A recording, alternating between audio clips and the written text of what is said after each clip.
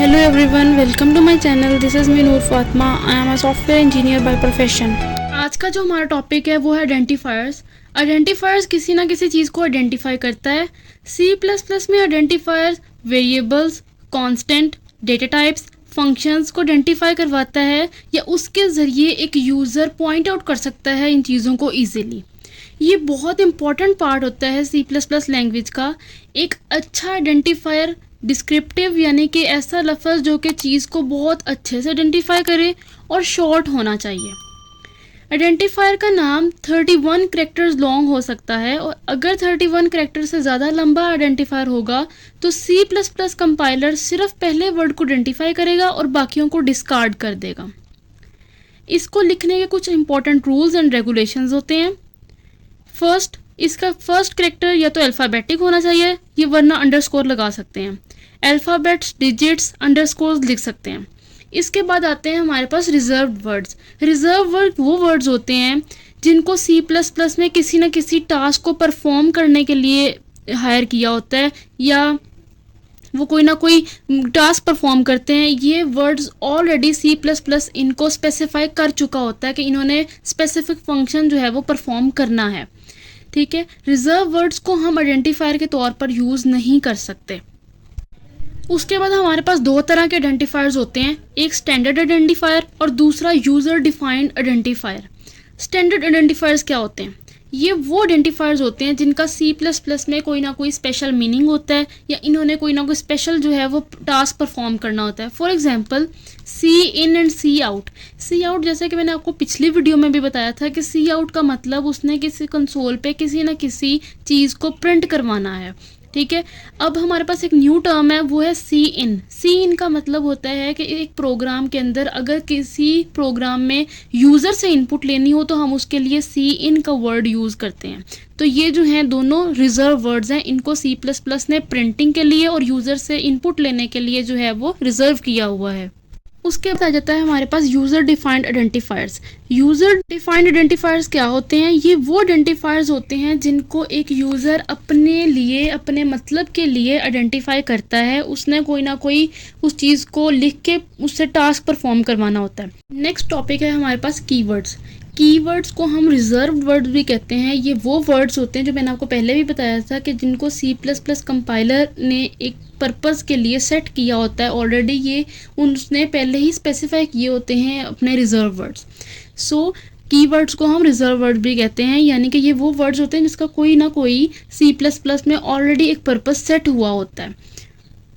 और इन कीवर्ड्स को जिसने कोई प्रोग्राम बनाया होता है ना, वो हमेशा सेट करता है इन कीवर्ड्स को. जैसे कि C++ को बियॉन्ड स्ट्रॉस्ट्रप ने बनाया था, तो कीवर्ड्स को कुछ कीवर्ड्स उसने जो हैं वो सिलेक्ट किए होंगे और उसके बाद उसके अंदर कोई ना कोई एडिशंस होती गई as per the time.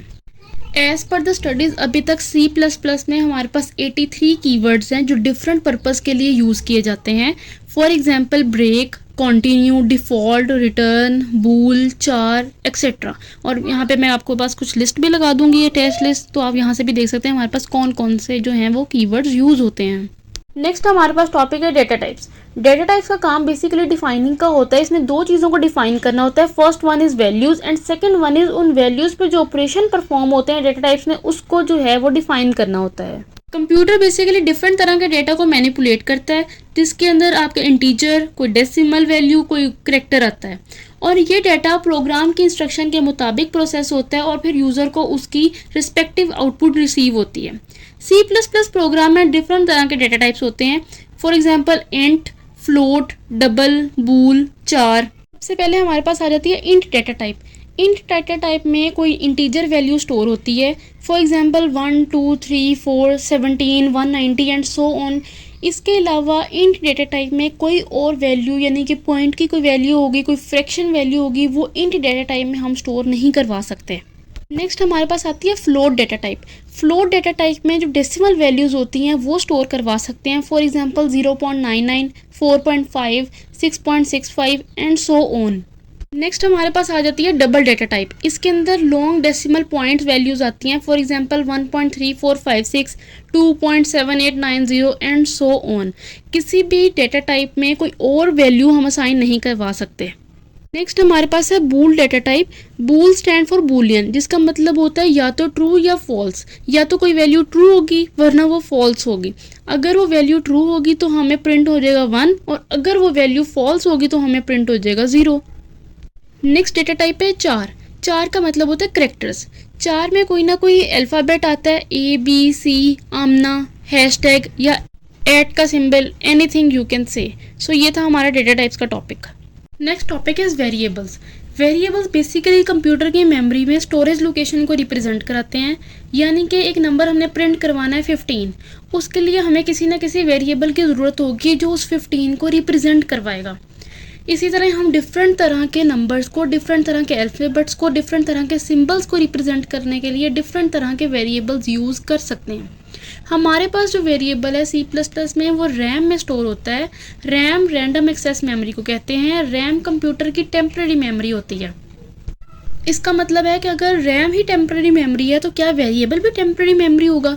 So yes, program execution के दौरान किसी भी वेरिएबल की वैल्यू को हम चेंज कर सकते हैं और कुछ ऑपरेशन उस पर यूज़ करके कंपाइलर से भी उसकी वैल्यू चेंज करवा सकते हैं। हमारे पास वेरिएबल की 3 चीज़ें आती हैं। सबसे पहला name of variable, then address of variable, then contents of variable. ये प्रोसेस कैसे होता है? सबसे पहले रैम में एक बॉक्स बनता है जिसका नाम वही होता है जो वेरिएबल का नाम होता है, ठीक है। फिर उस बॉक्स में एक और बॉक्स होता है, छोटा सा बॉक्स बनता है जिसमें उस वेरिएबल में जो कोई वैल्यू स्टोर करवाई होती है उस किसी यूज़र ने, वो आ जाती है, जिसे हम कंटेंट ऑफ वेरिएबल भी कह सकते हैं। देन इस कंटेंट बॉक्स का जो एड्रेस होता है, यानी कि वो किस जगह पे वैल्यू स्टोर है, उसे हम एड्रेस ऑफ वेरिएबल कहते हैं। नेक्स्ट हमारे पास C++ में 2 वर्ड्स आते हैं। First one is declaration and second one is initialisation.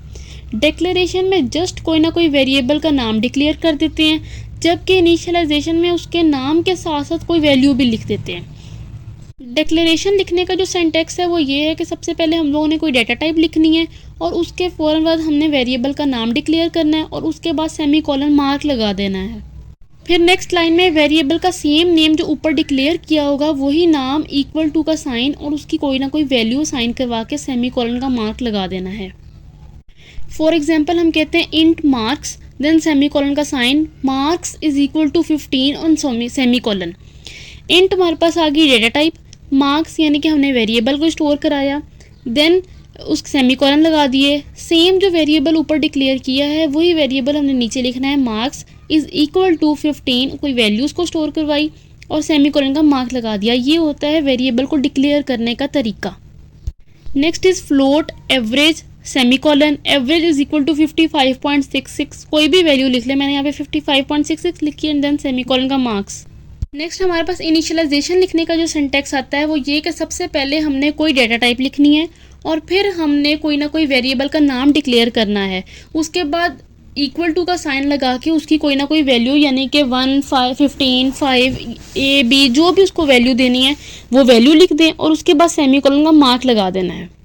For example int marks is equal to 15 and semicolon, float average is equal to 55.66 semicolon. ये होता है इनिशियलाइजेशन करने का तरीका और वो पहले वाला जो था वो था डिक्लेयर करने का तरीका। तो हम डिक्लेरेशन और इनिशियलाइजेशन कोई दोनों में से एक तरीका इस्तेमाल कर सकते हैं, जो किसी को आसानी हो वो यूज़ कर ले।